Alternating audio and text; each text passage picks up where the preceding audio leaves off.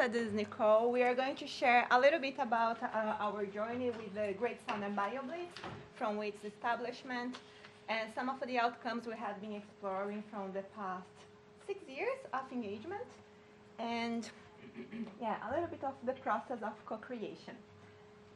So the Great Southern Bioblitz, it is now the largest biodiversity initiative in the Southern Hemisphere.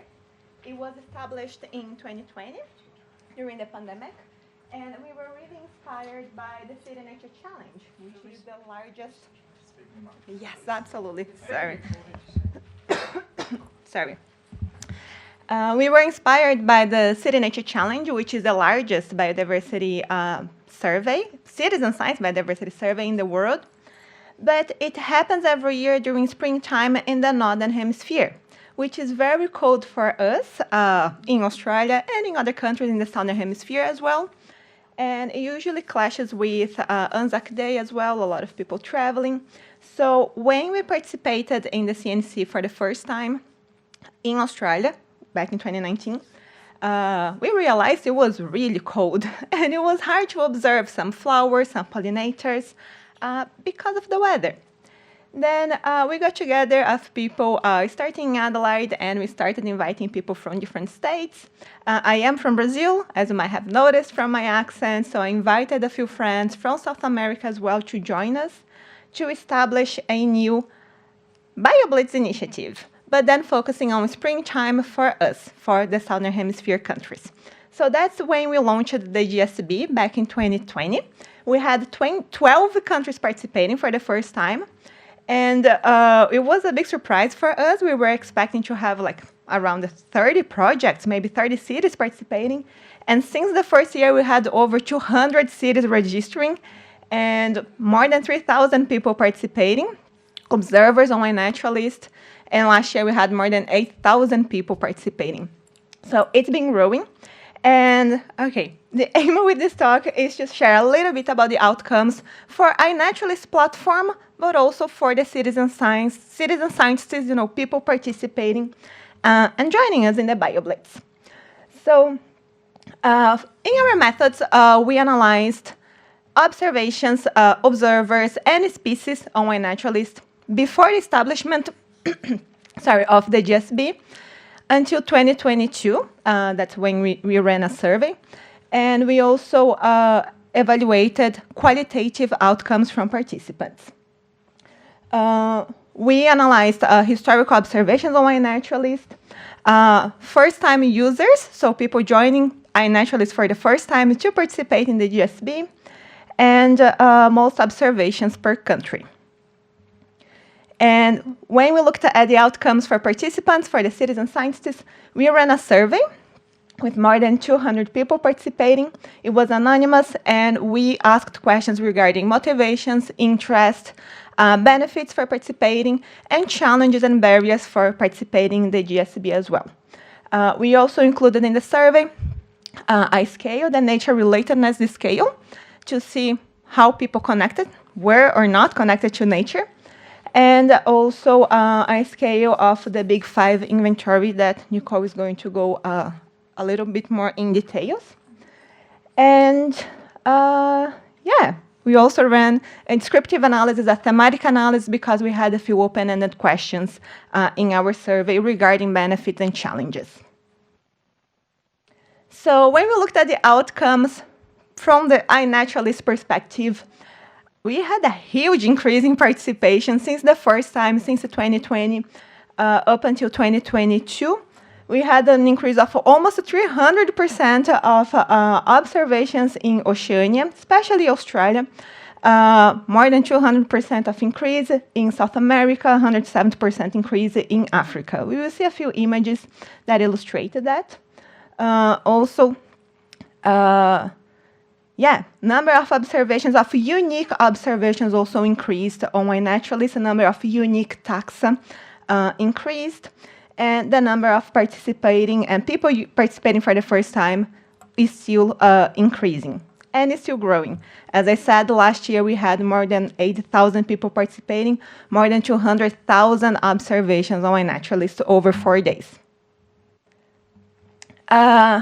I know this one is a little bit hard to see, but the one in Oceania is easier, so I will show the next slide. But here we can see a comparison between 2019, the year before we established the GSB, and 2022, the year when we ran this analysis for numbers of observations, observers, users of the platform, and species, unique species or taxa observed.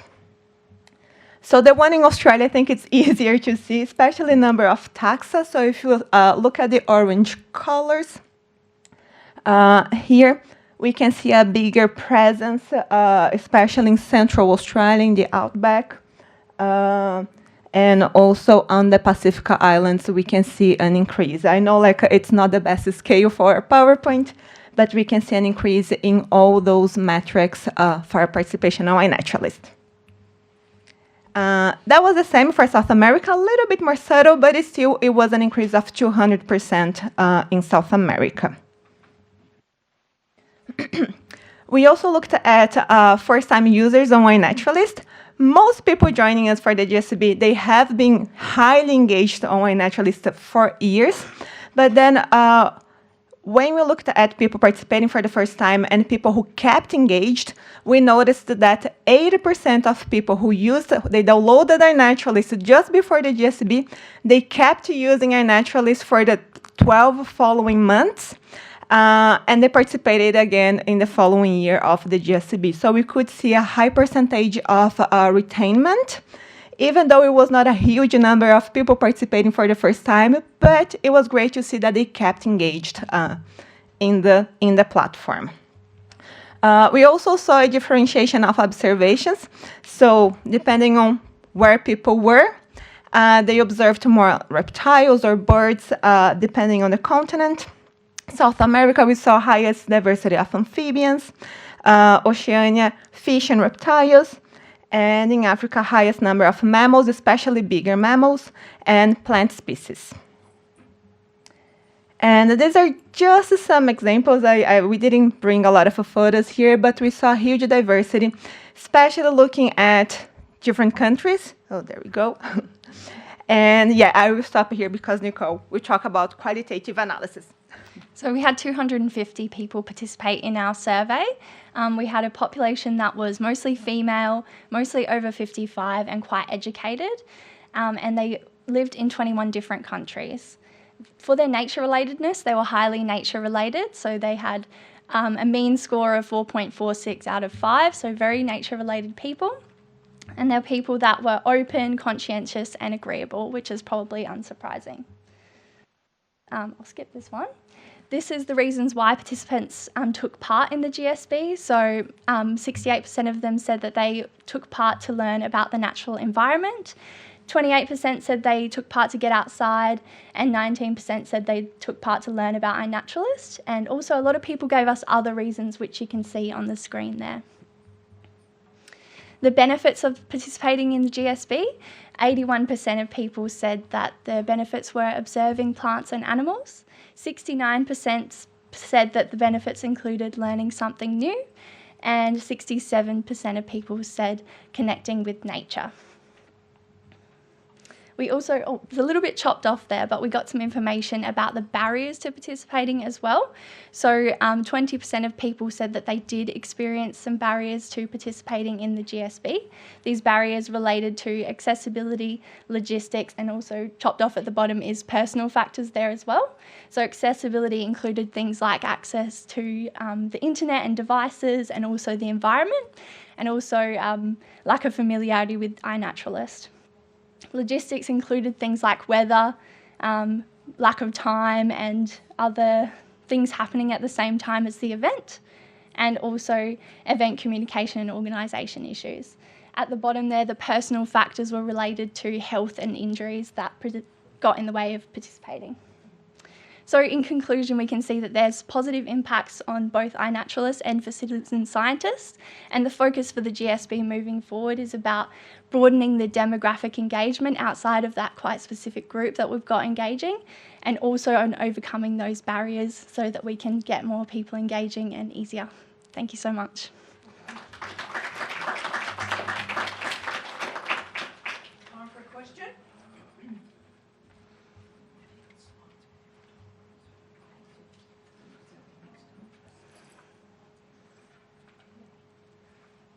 at the back there. Is there any pathway for the results to influence conservation outcomes? Yeah, this is a great question. Thank you. That was a great. The question was: is there a pathway for the results to influence conservation outcomes or conservation actions? Yeah. I think it is. It really depends on context. We do have a lot of friends organizing the GSB joining us from African countries, and a lot of them are park rangers, and they are already highly engaged with decision making locally. We have some people in Botswana, in South Africa, and they use observations from our naturalists, especially first-time unique observations, to help in terms of actions, to delimitate some areas that are now out of reach to protect species. So we know it's been happening. I'm not sure about outcomes in Australia from the past years, but yes, it is possible. We have seen it happening from our collaborators internationally. Yes, please. I'm curious, when you look at the increase in jump of iNaturalist users and observations, did you also look within the window of when the observations were, when the GSB was being carried out? And do you look at it in comparison to the background rate of when of typical number of observations per day or per month in the following weeks? Yeah, thank you. That was a great question. So the question was about comparing observations for the same period of the GSB and also before the GSB was established, right? Yes, we did it. We ran a time series and then we compared observations between 2019, the year before it was established, and then all the years following the GSB. And we noticed observations per day and per user. And we noticed that there was a natural peak of observations on iNaturalist. So during springtime, during City Nature Challenge, which is springtime in the Northern Hemisphere, and another one during springtime in the Southern Hemisphere, even before the GSB. So that means that people were already more active and uploading observations before the project. We already had this natural peak. So when we established the GSB, we also compared observations during that specific window. But the GSB is a little bit different from the CNC because we ran at a different time every year. It's always springtime. But this year, the GSB starts in 10 days, from the 24th to the 27th of October. But last year was in September, the year before it was in November. And we moved the date because even though we are in the same hemisphere, some countries which are like further down in the south, they were like too cold during during September, sorry. Some countries still under snow in Argentina, and then we keep moving the date to make it a little bit more amenable for people throughout the southern hemisphere.